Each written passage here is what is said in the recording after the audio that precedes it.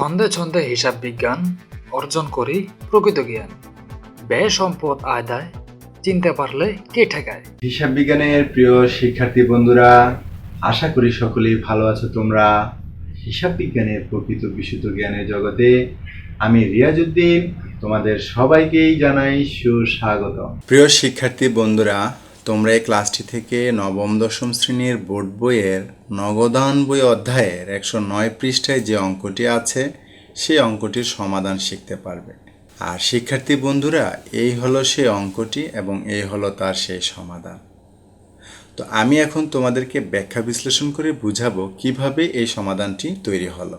আর শিক্ষার্থী বন্ধুরা, অতি সহজে নগদান বই প্রস্তুত করার আমার আবিষ্কৃত এই কৌশলটি নিয়ে একটি লেকচার আছে, তার লিঙ্কটা আমি ডেসক্রিপশন বক্সে দিয়ে দিব, তোমরা দেখে নাও, তাহলে এই অঙ্কটি বুঝতে তোমাদের আরও সহজ হবে। প্রথমেই নভেম্বর মাসের 1 তারিখে নগদ উদ্বৃত্ত 5,000 টাকা এবং ব্যাংক জমার ডেবিট উদ্বৃত্ত 3,000 টাকা। তো শিক্ষার্থী বন্ধুরা, এটা একটা দুগোড়া নগদান বই, আমরা দুগোড়া নগদান বই প্রস্তুত করব। আর খেয়াল রাখবে, এখানে আমরা নগদ ও ব্যাংক নিয়ে ভাববো। এক গোড়ার ক্ষেত্রে আমরা শুধু নগদকে নিয়ে ভাবি, কিন্তু দুগোড়ার ক্ষেত্রে আমরা দুটো জিনিস নিয়ে ভাববো, নগদ এবং ব্যাংক। আর কাউকে নিয়ে ভাববার টাইম নেই, কথাটা কিন্তু খেয়াল রাখো। তো আমাদের প্রথম কাজ হচ্ছে আমার টেকনিক অনুসারে এটার জাবেদা করা। কিন্তু মজার বিষয় হলো, এগুলো কিন্তু দেখো উদ্বৃত্তের কোনো জাবেদা হয় না, এগুলোর ইংরেজি হলো ব্যালেন্স। তাই এগুলোকে আমরা ডেবিট দিকে ব্যালেন্স বিডি নামে লিখে দিব। নগদেরটা নগদের ঘরে, ব্যাংকেরটা ব্যাংকের ঘরে। এই যে নগদ উদ্বৃত্ত 5,000, তাই নগদের ঘরে, আর ব্যাংকের ডেবিট উদ্বৃত্ত 3,000, তাই ডেবিট দিকে লিখেছি। যদি বলতো ব্যাংক জমার ক্রেডিট উদ্বৃত্ত, তাহলে দেখো যে ক্রেডিট সাহেব কিন্তু ডান দিকে বসে আছে, তাহলে আমরা এটাকে এখানে ব্যালেন্স বিডি নামে লিখতাম। তাহলে আমরা এই ব্যাংক জমার ক্রেডিট উদ্বৃত্তকে ক্রেডিট দিকে এনে লিখতাম ব্যালেন্স বিডি নামে।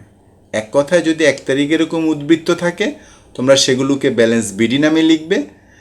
যদি ডেবিট উদ্বৃত্ত বললে ডেবিট দিকে, আর ক্রেডিট উদ্বৃত্ত বললে ক্রেডিট দিকে। আর নগদ উদ্বৃত্তের ডেবিট ক্রেডিট দরকার নাই, কেননা এটা অলওয়েজ ডেবিট উদ্বৃত্ত।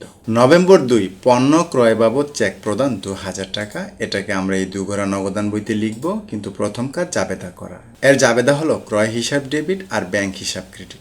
দেখো শিক্ষার্থী বন্ধুরা, আমরা কিন্তু ভাববো নগদ এবং ব্যাংক নিয়ে। এই জাবেদায় নগদ এবং ব্যাংকের মধ্যে ব্যাংক আছে, ব্যাংক ক্রেডিট, তাই আমরা লেনদেনটিকে ক্রেডিট দিকেই লিখব, শুধু বিপরীত নামে, ক্রয় হিসাব নামে। এই যে ব্যাংকের ঘরে টাকা, জাবেদায় যেহেতু ব্যাংক ক্রেডিট, তাই ব্যাংকের ঘরে টাকা। যদি জাবেদায় নগদান ক্রেডিট হতো, তাহলে আমরা টাকাটা নগদের ঘরে লিখতাম। অর্থাৎ তোমরা জাবেদাকে ফলো করবে, জাবেদায় যে থাকবে তার ঘরে টাকা হবে। নভেম্বর 4, দেনাদার হতে চেক প্রাপ্তি 6,000 টাকা। এটাকে আমরা দুগোড়া নগদান বইতে লিখব, কিন্তু তার আগেই লেনদেনটির জাবেদা করতে হবে। এর জাবেদা হলো ব্যাংক হিসাব ডেবিট, দেনাদার হিসাব ক্রেডিট। তো শিক্ষার্থী বন্ধুরা, এখানে আমরা কিন্তু ভাবছি নগদ এবং ব্যাংক নিয়ে, তার মধ্যে এই জাবেদা আমরা ব্যাংকে পেলাম, আর ব্যাংক সাহেবকে পেয়েছি ডেবিট দিকে, তাই আমরা লেনদেনটিকে ডেবিট দিকেই লিখব, শুধু নামটা হবে বিপরীত, দেনাদার হিসাব।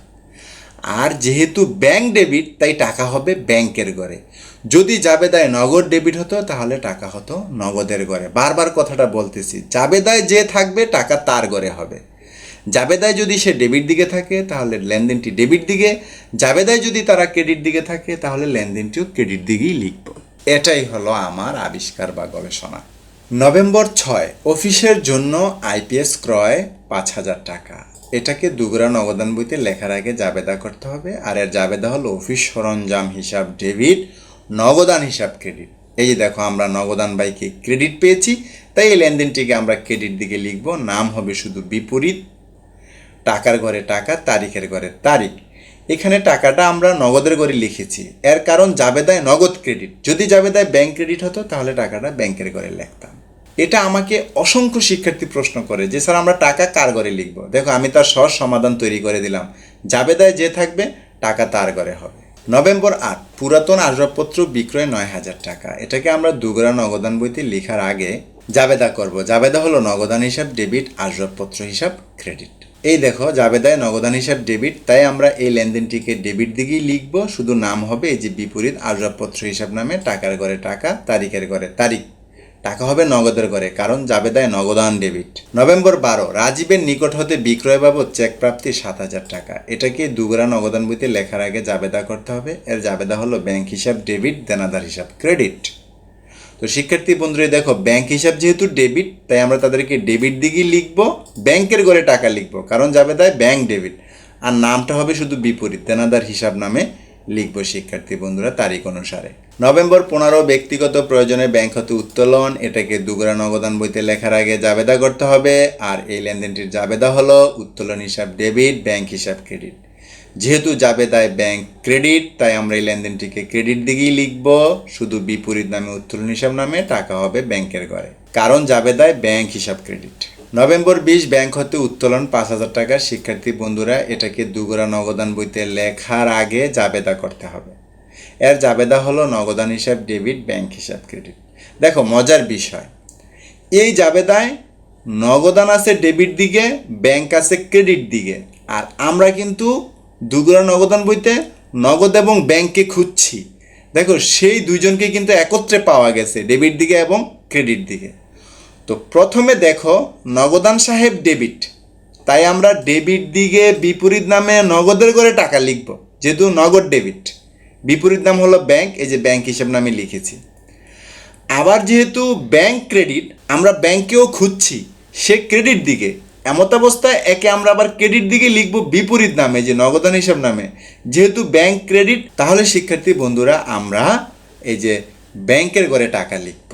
দেখো এই লেনদেনটি দুগরা নগদান বইয়ের ডেবিট দিকেও লিখেছি, ক্রেডিট দিকেও লিখেছি, একই বলে কন্ট্রা এন্ট্রি বা বিপরীত দাখিলা। যেহেতু এটা কন্ট্রা এন্ট্রি, সেহেতু শিক্ষার্থী বন্ধুরা এই যে বিবরণের ঘরে যে হিসাবের নামটা হবে তার সামনে আমরা এই ক বা সি লিখে দিব। এটা আমরা ডেবিট দিকেও লিখব, আবার ক্রেডিট দিকেও লিখব। এক্ষেত্রে শিক্ষার্থী বন্ধুরা আমরা শুধু ক বা সি লিখব, তবে আমার পরামর্শ তোমরা বাংলায় লিখবে, শুধু ক লিখবে। ক মানে কন্ট্রা এন্ট্রি, আর এই কন্ট্রা এন্ট্রির অর্থ হলো বিপরীত দাখিলা। বিপরীত দাখিলা বলতে বোঝাচ্ছে এখানে যে এন্ট্রিগুলো দুগরা এবং তিনগরা নগদান বইয়ের বিপরীত দিকে, অর্থাৎ উভয় দিকেই বসে, ডেবিটেও বসে আবার ক্রেডিটেও বসে। এরপর শিক্ষার্থী বন্ধুরা নভেম্বরের 23 মেহজাবিনের নিকট হতে নগদ প্রাপ্তি 3,000 টাকা, এটাকে দুগরা নগদান বইতে লেখার আগে জাবেদা করতে হবে। আর এই লেনদেনটির জাবেদা হলো নগদান হিসাব ডেবিট, মেহজাবিন হিসাব ক্রেডিট। যেহেতু এই নগদান ডেবিট হয়েছে, তাই লেনদেনটিকে আমরা ডেবিট দিকেই লিখব বিপরীত নামে, মেহজাবিন হিসাব নামে টাকা হবে নগদের ঘরে, কারণ জাবেদায় নগদ ডেবিট। এরপর নভেম্বর 25 আনোয়ারকে নগদে পরিশোধ 3,000 টাকা, এটা দুগরা নগদান বইতে লেখার আগে জাবেদা করতে হবে। আর এই লেনদেনটির জাবেদা হলো আনোয়ার হিসাব ডেবিট, নগদান হিসাব ক্রেডিট। তো আমরা তো এই নগদান বাই কি খুঁজছি, সে যেহেতু ক্রেডিট হয়েছে, তাই আমরা লেনদেনটিকে ক্রেডিট দিকেই লিখব, বিপরীত নামে আনোয়ার হিসাব নামে টাকা হবে নগদের ঘরে। জাবেদায় যদি ব্যাংক ক্রেডিট হতো, টাকা হতো ব্যাংকের ঘরে। আমরা শুধু জাবেদা করার পর নগদ এবং ব্যাংকে খুঁজব, অন্য কিছু নিয়ে ভাববো না। এরপর নভেম্বর 28 ব্যাংক সুদ মঞ্জুর করলো 300 টাকা, এটা শিক্ষার্থী বন্ধুরা দুগরা নগদান বইতে লেখার আগে জাবেদা করব। আর এই লেনদেনটির জাবেদা হলো ব্যাংক হিসাব ডেবিট, ব্যাংক সুদ হিসাব ক্রেডিট। তো এখানে একটু খেয়াল করো, আমরা কিন্তু দুগরা নগদান বইতে ব্যাংক সংক্রান্ত লেনদেনগুলো লিখব, অর্থাৎ যে জাবেদায় শুধু ব্যাংক পাবো সেটাকে লিখব। যেখানে ব্যাংক সুদ, ব্যাংক চার্জ, ব্যাংক কমিশন থাকবে সেই পক্ষটা আমরা বিবেচনা করব না। তার মানে আমরা শুধু এই ব্যাংক নিয়ে ভাবছি, ব্যাংক সুদ নিয়ে না। তাহলে দেখো জাবেদায় যেহেতু ব্যাংক ডেবিট, সেহেতু আমরা এই লেনদেনটিকে ডেবিট দিকেই লিখব, বিপরীত নামে ব্যাংক সুদ হিসাব নামে লিখব, আর টাকাটা লিখব ব্যাংকের ঘরে। এখন এই যে ব্যাংক সুদ ক্রেডিট, এই জন্য ক্রেডিটে লেখার দরকার নেই, আমরা কিন্তু ব্যাংক সুদের হিসাব করছি না, আমরা ব্যাংকে কত জমা আছে আমরা তার হিসাব করছি, তাই শুধু ব্যাংক নিয়ে আমরা ভাববো। এরপর শিক্ষার্থী বন্ধুরা নভেম্বর 30 ব্যাংক চার্জ ধার্য করা হলো 200 টাকা, এটাকে দুগরা নগদান বইতে লেখার আগে জাবেদা করতে হবে। আর এর জাবেদা হলো ব্যাংক চার্জ হিসাব ডেবিট, ব্যাংক হিসাব ক্রেডিট। দেখো এই যে ব্যাংক যেহেতু ক্রেডিট হয়েছে, তাই তাকে আমরা ক্রেডিট দিকেই লিখব, বিপরীত নামে ব্যাংক চার্জ হিসাব নামে টাকা হবে ব্যাংকের ঘরে। তো এখানেও তো শিক্ষার্থী বন্ধুরা ব্যাংক শব্দটা আছে ডেবিট দিকে, এটাকে শুধু ব্যাংক দিয়ে হিসাব করলে চলবে না, এটা টোটালটা হলো ব্যাংক চার্জ। আমরা কিন্তু ব্যাংক চার্জের হিসাব করছি না, আমরা শুধু নগদ এবং ব্যাংকের হিসাব করছি, তাই এটাকে আর ডেবিট দিকে লেখার দরকার নাই। আমরা শুধু ব্যাংক নিয়ে ভাববো, ব্যাংক সুদ, ব্যাংক চার্জ, ব্যাংক কমিশন সেগুলো নিয়ে ভাববো না। যেহেতু ব্যাংক এখানে ক্রেডিট, তাই এটাকে আমরা ক্রেডিট দিকে লিখব বিপরীত নামে। তো শিক্ষার্থী বন্ধুরা, এক ডিলে দুই পাখি মারা হয়ে গেল। জাবেদাও আমরা শিখলাম, পারলাম, আবার নগদান বইও এর মাধ্যমে হলো। জাবেদা থেকে যদি তোমরা নগদান বই করো সেটা বিশুদ্ধ, পারফেক্ট 100% বিশুদ্ধ নগদান বই হবে। তো এতক্ষণ আমরা যেগুলো ব্যাখ্যা বিশ্লেষণ করলাম শিক্ষার্থী বন্ধুরা, তাদেরকে তোমরা খাতায় লিখলে এরকম দাঁড়াবে বিষয়টা। এবার হলো যোগ বিয়োগের পালা। প্রথমে নগদ কক্ষ আমরা যোগ করব, ডেবিট দিক, এই যে নগদের এগুলোর যোগফল হলো 22,000 টাকা।